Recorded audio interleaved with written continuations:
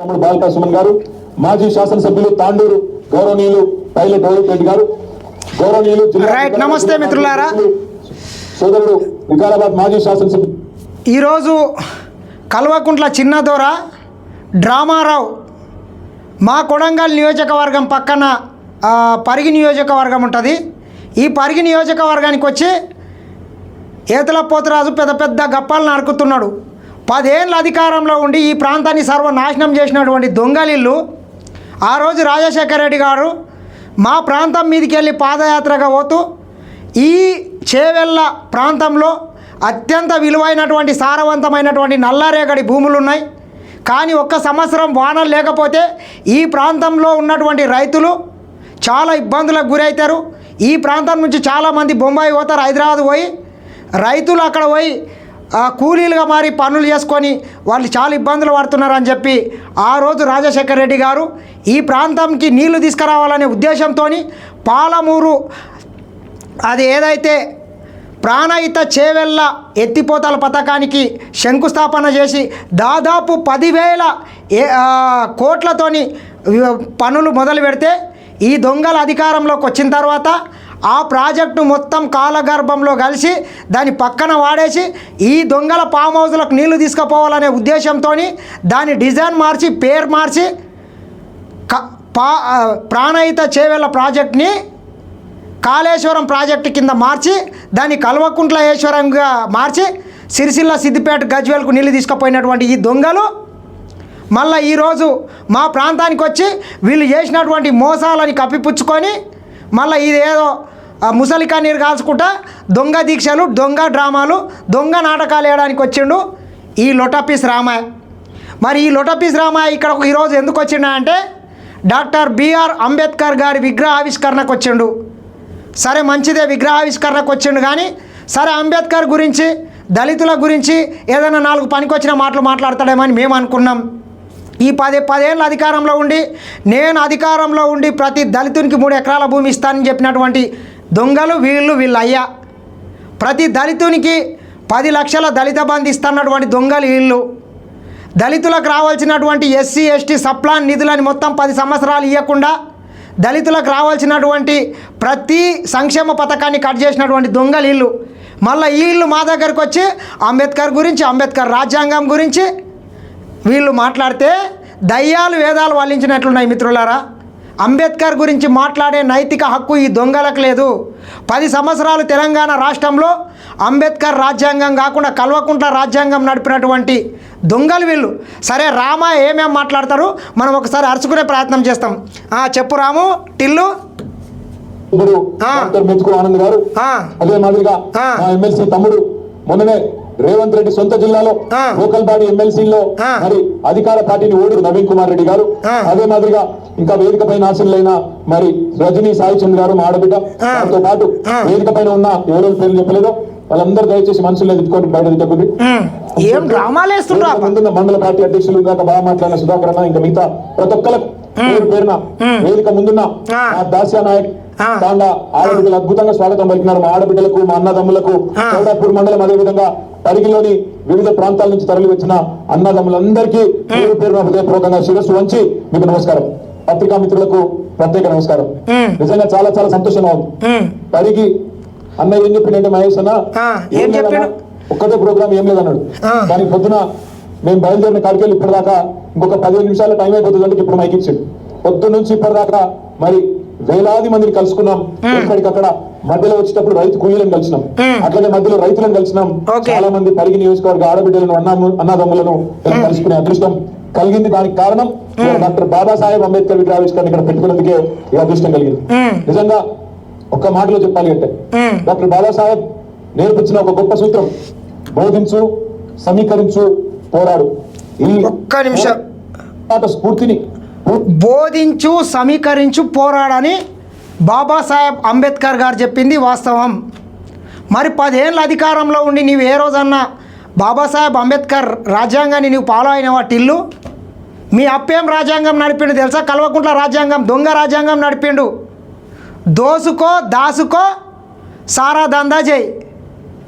తెలంగాణని దోసుకో, ఫామ్ హౌస్లలో బుర్జు ఖలీఫాలలో దాసుకో, ఇంకెక్కైతే సారదంద చేయి, ఇంకా ఎక్కైతే డ్రగ్స్ వాడు, ఇంకా ఎక్కైతే సినిమా వాళ్ళని బ్లాక్మెయిల్ చేయి, ఫామ్ హౌస్లలో పోయి చిందులై తాగు తిని పండుకో. ఇది మీ అయ్య నేర్పింది, నువ్వు చేసింది 10 ఏళ్ళు. మళ్ళీ సిగ్గు లేకుండా రాజ్యాంగం గురించి దాని గురించి దీని గురించి మాట్లాడతావు. 10 సంవత్సరాలు తెలంగాణ రాష్ట్రంలో రాజ్యాంగానికి తూట్లు వలిచినటువంటి దొంగలు మీరు.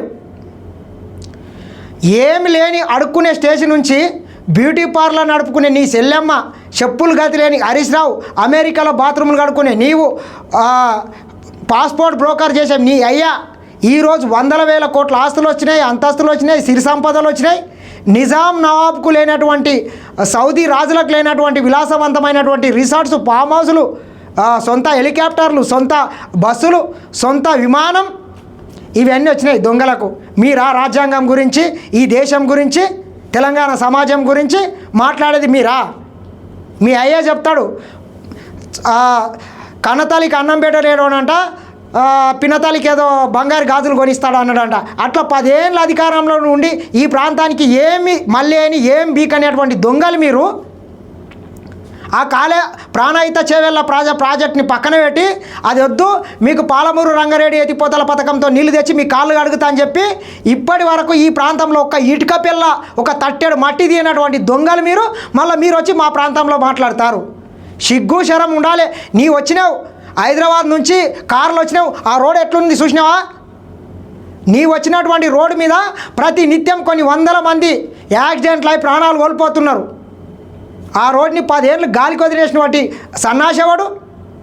మళ్ళీ నీవు మా ప్రాంతం గురించి మాట్లాడతావు. దక్షిణ తెలంగాణని, ఉత్తర తెలంగాణని సర్వనాశనం చేసినటువంటి దొంగలు మీరు. ఈ తెలంగాణ రాష్ట్రాన్ని విధ్వంసం చేసినారు. అమెరికోడు జపాన్ మీద 2 అణుబాంబులు వేస్తే జరిగినటువంటి విధ్వంసం మీ 10 ఏళ్ల పాలనలో తెలంగాణ రాష్ట్రంలో జరిగింది. అంతకన్నా 1000 రెట్లు ఎక్కువ జరిగింది. ఆర్థిక మీలాల మీద దెబ్బ కొట్టినరు, అప్పుల కుప్ప చేసినరు, 7 లక్షల అప్పు చేసినరు. మీ ఆస్తులు పెరిగినాయి, తెలంగాణ ప్రజలకు చిప్ప చేతికిచ్చిండ్రు. మళ్ళీ పెద్ద నీతులు మాట్లాడతావు సిగ్గు లేకుండా. చెప్పు. పూర్తి స్థాయిలో ఒట్టబెట్టించుకున్నది, పూర్తి స్థాయిలో ఆకలింపు చేసుకుని అద్భుతంగా దాన్ని ఆచరణలో కూడా పెట్టింది పెద్దలు మన నాయకులు కేసీఆర్ గారు. ఎట్లా అని మీరు అంటారా? 2001లో అన్నాడు, తెలంగాణ ప్రాంతంలోని అన్ని వర్గాల ప్రజలు, ఇక్కడ ఉండే రైతులు కావచ్చు, మహిళలు కావచ్చు, యువత కావచ్చు, పెద్ద మనుషులు కావచ్చు, అందరికీ జరుగుతున్న అన్యాయాన్ని దృష్టిలో పెట్టుకొని లక్షల సంఖ్యలో ప్రజల్ని సమీకరిస్తూ తెలంగాణ రాష్ట్రం ఏర్పడితే వాళ్ళకు వచ్చే లాభం ఏందో వాళ్ళకు బోధిస్తూ అడుగడుగున తెలంగాణ సమస్యల పట్ల, తెలంగాణ రాష్ట్రం వస్తే తెలంగాణ ప్రజలకు ఏం మేలు జరుగుతుందో పక్కన పెడితే, తెలంగాణ రాష్ట్రం ఉద్యమం ముసుగులో దాన్ని అడ్డం పెట్టుకొని మీ ఆస్తులు ఎట్లా పెరిగినాయో, తెలంగాణ రాష్ట్రం వస్తే ఒకసారి ముఖ్యమంత్రి మీ అయ్యి అయితే మీ సంపదలు ఎట్లా పెరిగినాయో ఆ రకంగా ఆలోచన చేసి ఉంటాడు. తెలంగాణ ప్రజల గురించి ఏ రోజు ఆలోచన చేయలే మీ అప్ప. మీ జోలే ఎట్లా నిండుతుందని చూసిండు ప్రతినిత్యం. వారి మీద పోరాడుతూ, బోధిస్తూ, సమీకరిస్తూ, పోరాడుతూ 14 ఏళ్ళు పోరాడి చివరికి అహింసాయుతమైన పద్ధతుల్లో సావు నోట్లో తలబెట్టి మీ అందరి దయతో డాక్టర్ బాబాసాహెబ్ రాసిన ఆ రాజ్యాంగం ఆధారంగా సావు నోట్లే తలబెట్టలేదు కానీ మీ అప్ప 10 ఏళ్ళు సారా సీసా నోట్లో పెట్టిండు, సారా సీసాని మూతిలో పెట్టిండు. అది మీరు చేసింది. అది సావు నోట్ల తల ఎక్కడ పెట్టలేదు. అమాయకమైనటువంటి మా బిడ్డలు, మా సోదరులు, మా శ్రీకాంతాచారి చనిపోయాడు, మా కానిస్టేబుల్ కిష్టయ్య చచ్చిపోయాడు. ఇట్లా మలిదర్శ తెలంగాణ ఉద్యమంలో అమాయకమైనటువంటి 1200 మంది ఆత్మ బలిదానాలు చేసుకున్నారు. మీలాక దొంగ దీక్షలు, పొద్దుగాల దీక్ష వాటి మధ్యాహ్నం కాల నిమ్మరసం తాగి మళ్ళీ సాయంత్రం వచ్చి నిమిషాలు పట్టుకొని ఆడ గ్లూకోజులు ఎక్కించుకుంటా వారం రోజులు అట్లా దొంగ దీక్ష ఎవరు చేయలేదు. ఏదో డబ్బాల కలర్ కలుపుకొని ఇది పెట్రోల్ అని చెప్పి మీన పోసుకొని అగ్గిపేట మార్చి వచ్చినటువంటి చరిత్ర మీది. కడుపు కట్టుకున్నాడట. ఇంకా ఆర్టికల్ 3 ఆధారంగా రాష్ట్రాన్ని సాధించుకున్నాము అంటే ఖచ్చితంగా ఆ మహనీయుడికి గట్టిగా చప్పట్లతో మనం ఒకసారి ధన్యవాదాలు నివాళులు చెప్పాలి. బాబాసాహెబ్ అంబేద్కర్ రాసిన రాజ్యాంగమే లేకపోతే, ఆ మహానుభావుడి దార్శనికతనే లేకపోతే ఇవాళ తెలంగాణ లేదు. ఒకటి మాత్రం వాస్తవం, 76 ఏళ్లలో డాక్టర్ బాబాసాహెబ్ అంబేద్కర్ గారికి నిజానికి ఎంతో మంది మహానుభావులకు ఆయన సమకాలీకుడు, ఒక రకంగా చెప్పాలంటే ప్రపంచ మేధావుల్లో ఒకరిగా ప్రపంచం గుర్తించింది. హార్వర్డ్ లాంటి విశ్వవిద్యాలయం, ఆక్స్ఫర్డ్ లాంటి విశ్వవిద్యాలయం కూడా వారిని పిలిచి వారి దార్శనికతకు, వారి విజ్ఞతకు, వారి తెలివితేటలకు, వారి మేధస్సుకు అప్పుడే 75 ఏళ్ల కిందటనే పిలిచి వారితో లెక్చర్లు ఇప్పించుకున్నారు. కానీ మన దేశంలో మాత్రం ఆయన కేవలం దళితులకు మాత్రమే ఆరాధ్య దైవంగా చిత్రీకరించే ప్రయత్నం కొంతమంది చేసినారు. కానీ అది చాలా సంతోషంగా ఉంది. తమ్ముడు అజయ్ గాని, అదేవిధంగా ఇక్కడ ఉన్న దాసానాయక్ తాండాలో ఉన్న విజ్ఞులైన విద్యావంతులైన మా తమ్ముళ్ళు, అంబేద్కర్ ఒకలకు పరిమితం కాదు. అంబేద్కర్ మహాత్మా గాంధీతో, జవహర్లాల్ నెహ్రూతో సమమైన మేధస్సు, అంతకంటే ఎక్కువ మేధస్సు కలిగిన వాడిని పద్ధతుల్లో అద్భుతంగా ఈ రోజు ఇక్కడ చౌరాపూర్లోని దాసానాయక్ తాండాలో ఈ విగ్రహాన్ని ఆవిష్కరించడం నిజంగా కూడా మీకు హృదయపూర్వకమైన ధన్యవాదాలు. అదృష్టాన్ని నాకు కలిగించినందుకు, ఇక్కడ దాకా ఆహ్వానించి ఆ అదృష్టాన్ని నాకు కలిగించినందుకు మీకు ఎప్పటికీ కూడా రుణపడి ఉంటానని చెప్పి కూడా నేను మనస్ఫూర్తిగా తెలియజేస్తా ఉన్నా. నిజంగా బాబాసాహెబ్ ఒక దళితులకు రిజర్వేషన్ ఇవ్వడము, గిరిజనులకు రిజర్వేషన్ ఇవ్వడము మాత్రమే చేయలేదు. మహిళా సోదరి మనులు మన ఆడబిడ్డలు వేరే దేశాల్లోనేమో మహిళలకు ఓటింగ్ చాలా తర్వాత వచ్చింది. స్వాతంత్రం ఏం చెప్పింది ముఖ్యమంత్రి ఆ రోజు? ఈరోజు 26 జనవరి, ఈరోజు బంద్ ఉంటాయి బ్యాంకులు, దాని మీద తెల్లారు కొట్టగా లేవగానే మీ ఫోన్లు మోగుతాయి, టకీ టకీ అని పడతాయి అన్నాడు. పడుతున్నాయి టకీ టకీ అని. తులం బంగారం పడుతుంది ఆ టకీ టకీ అని. మా అక్కలు పడుతున్నా, మా చెల్లెలు పడుతుంది ఆ తులం బంగారం. నీకు పైసలు కూడా పడతలేవు టకీ టకీ అని. గ్రామ పంచాయతీ సిబ్బందికి అలా జీతాలు కూడా పడతలేవు టకీ టకీ అని. ఇప్పుడు గ్రామ పంచాయతీ సిబ్బంది గురించి, మున్సిపల్ సిబ్బంది గురించి ఈ సన్నాసి మాట్లాడతాడు. 10 ఏళ్ళ అధికారంలో ఉండి సర్పంచ్ల బిల్లులు కొన్ని వందల వేల కోట్లని ఈ రోజుకు పెండింగ్ పెట్టిపోయిండు ఈ దొంగ. మళ్ళీ ఆ సర్పంచులు ఎవరో గారు మ్యాక్సిమం 90% బీఆర్ఎస్ వాళ్ళే. ఆ సర్పంచులు ఆస్తులు అమ్ముకొని, అంతస్తులు అమ్ముకొని, ఆ గ్రామ పంచాయతీ ట్రాక్టర్లకు బిల్లులు కట్టలేక, వాటికి డీజిల్ పోయలేక నానా రకాల ఇబ్బందులు పడి లాస్ట్కు వాళ్ళ పిల్లల పుస్తెలతాళ్ళు కూడా అమ్ముకొని ఇంకా ముఖం చూపించకుండా అప్పులోడు వచ్చి ఇంటి ముందర కూర్చుంటే హైదరాబాద్ పోయి తలదాచుకున్నారా సన్నాసి. ఓ చెవట, చాలామంది భూములు అమ్ముకున్నారు. మా ఊరు సర్పంచ్ కూడా 2 ఎకరాల భూమి అమ్ముకున్నాడు. మీరు చేసినటువంటి చక్కదనం. మీ ఫామ్ హౌజులు 40 ఎకరాల నుంచి 600 ఎకరాలు అవుతాయి. మీకు డబల్ బెడ్రూమ్ గతి లేని మీకు వందల వేల బిల్డింగ్స్ వస్తాయి, కోట్ల బిల్డింగ్స్. కానీ మా సర్పంచ్ అన్నలు, మా మున్సిపల్ సిబ్బంది నానా రకాల ఇబ్బంది పడ్డారు. నీ వాళ్ళ గురించి మాట్లాడతావు మళ్ళీ సిగ్గు లేకుండా. చేసిన కాడికి చేసి అంత లంగ పని చేసి మొత్తం విధ్వంసం సృష్టి చేసి మళ్ళా పెద్ద పెద్ద నీతులు మాట్లాడుతాడు. ఈయనేమో టకీ టకీ అని కొత్త కొత్త కథలు చెప్తాను. ముఖ్యమంత్రి గారు నోరు తెలిస్తే నిజంగా ఒకటేమో ఆయనకు వచ్చింది తిట్ల పురాణం, మాత్రం జోరుగా తింటారు. మాకు రాదా తిట్లు? మనకు రావా ఊళ్ళో తిట్లు నేర్పిందే మీ అప్ప. తెలంగాణ రాష్ట్రంలో అత్యంత గలీజ్ మాటలు నేర్పింది కేసీఆర్. ఈయన అంటాడు ముఖ్యమంత్రి, చూసిన అందరూ కొడంగల్లో ఆయన మాట్లాడింది. ఏమంటాడు? కేసీఆర్ నువ్వు కొట్టుడు కాదు, నువ్వు నిలవాడు, సరిగ్గా నిలవాడు, కట్టలేకుండా నిలవాడు అంటాడు. ఒక 71 ఆయన నిన్న మాట్లాడింది షాద్నగర్లో, ఈయన కొడంగల్లో మాట్లాడిండని చెప్తాడు. చూడు ఎట్లున్నది ఈయన తెలివి, ఈయన మేధస్సు. అమెరికాలో బాత్రూములు కడుకొచ్చినటువంటి తెలివి ఇట్లుంటుంది. నిన్న ఆయన మాట్లాడింది మొగిలిగిద్ద బహిరంగ సభలో, కొడంగల్లో మాట్లాడిండంట. ఇంకా పెద్ద మనిషిని పట్టుకొని సంస్కారం లేని ముఖ్యమంత్రి గారు ఏమంటున్నాడు? కట్ట పట్టుకొని నిలవడు అంటుడు. నేను చెప్తున్నా ముఖ్యమంత్రికి, రేవంత్ రెడ్డి గారు నీకు సంస్కారం లేకపోవచ్చు, దాని ఒక్కటి గుర్తుపెట్టుకో. కేసీఆర్ ఆయన నిలబడు కాదు. సంస్కారం గురించి మాట్లాడేటటువంటి నైతిక హక్కు నీకు లేదు. ఒక రాష్ట్ర ముఖ్యమంత్రిని పట్టుకొని నీవు వాడినటువంటి లంగ భాష, నీవు వాడినటువంటి లత్కోరు మాటలు ఇంకా ఈ దేశ చరిత్రలో ఎవరు మాట్లాడలేదు. ఎటువంటి మాటలు మాట్లాడావురా నీవు? రాష్ట్ర ముఖ్యమంత్రికి ఆ పదవికి విలువి. నీకు రేవంత్ రెడ్డి గారు అంటే నీకు మీ అయ్యని నీ గద్దె దింపిండు, మీ పాపాలు మొత్తం చిట్ట బయటికి పెట్టిండు. మీ చెల్లెలు చేసినటువంటి సారా దంద కావచ్చు, నీవు చేసినటువంటి ఫార్ములా దంద కావచ్చు, మీరు సంపాదించుకున్నటువంటి ఆస్తులు అంతస్తులు, తెలంగాణ రాష్ట్రాన్ని మీరు చేసినటువంటి అప్పులు, విధ్వంసం గురించి ఆయన బయట పెట్టిండొచ్చు, ఆయన మీద కోపం ఉండొచ్చు. కానీ ఆయన పదవి, ముఖ్యమంత్రి పదవి అనేటటువంటిది అత్యున్నతమైనటువంటి పదవి. ఆ పదవి ఉన్నటువంటి వ్యక్తులు నువ్వేం మాట్లాడావురా? అవులే మీ అప్పని ఏదన్నా అంటే నీకేదో తొరేపోయినా అది బుద్ధి ఉండాలే కదా. ముఖ్యమంత్రిని నువ్వేం మాట్లాడావురా? ఆరుతారే అంటావు, ఇంకా నోరు దారి ఇంకా ఏదేదో మాట్లాడతావు. ఈయన సంస్కారం గురించి మాట్లాడతారట. మరి ముసలోడు అనపోతే ఏమంటారు? ఓషోడు అంటారా? చెప్పు, ఏమనాలి మీ అప్పని? 70 ఏండ్లు ఉన్నోని ముసలోడు అంటారు. అవు ఖచ్చితంగా ఊగులాడుతున్నాడు, కోల కట్టే పట్టుకొని నడుస్తున్నాడు. పెద్ద పెద్ద గప్పాలేంది, నేను పీక్తాను ఆడతాను, ఆ రకంగా ఎందుకు కొట్టాలి? ఎంత శాతం అయితే నాకు అంత కొట్టాలి. ప్రతిపక్ష నాయకుని ఉన్నాడు, ఒకరోజు అసెంబ్లీకి వస్తలేడు, ఫామ్ హౌస్కే పరిమితమైండు. అరే శాతం అయితే లేదు ముసలోనికి అనుకొని ముసలోడు అన్నాడు. అరే కట్టే పట్టుకొని నడుస్తున్నాడేమో, ఎందుకు రాబాయి, సీనియర్ సిటిజన్ ఉన్నాడు, పెన్షన్ వచ్చినట్ల ఆయనకు రావచ్చిన అన్నీ వస్తున్నాయని అన్నాడు. తప్పేముంది? తెలంగాణ అనే రాష్ట్రాన్ని ఏర్పాటు చేసి దేశం ముందు సమున్నతంగా నిలబెట్టిన వాడు కేసీఆర్. అందుకే మా చెల్లె రజని ఒక మాట నిన్న నాకు బాగా నచ్చింది. ఏమన్నది? రేవంత్ కేసీఆర్ కట్ట లేకుండా నిలబడతాడు, కానీ నువ్వు కమిషన్ లేకుండా ప్రభుత్వాన్ని నడుపురా నాయన అని చెప్పి. కమిషన్లు దండుకోనేరా నాయన, మీ దగ్గర 1,00,000 కోట్ల ఆస్తులు సంపాదించుకున్నది, 7 లక్షల కోట్ల అప్పులు అందుకే చేసిండ్రు. కమిషన్ గురించి మాట్లాడే నైతిక హక్కు, కమిషన్ల గురించి మాట్లాడే నైతిక హక్కు ఈ దొంగలకు లేదు.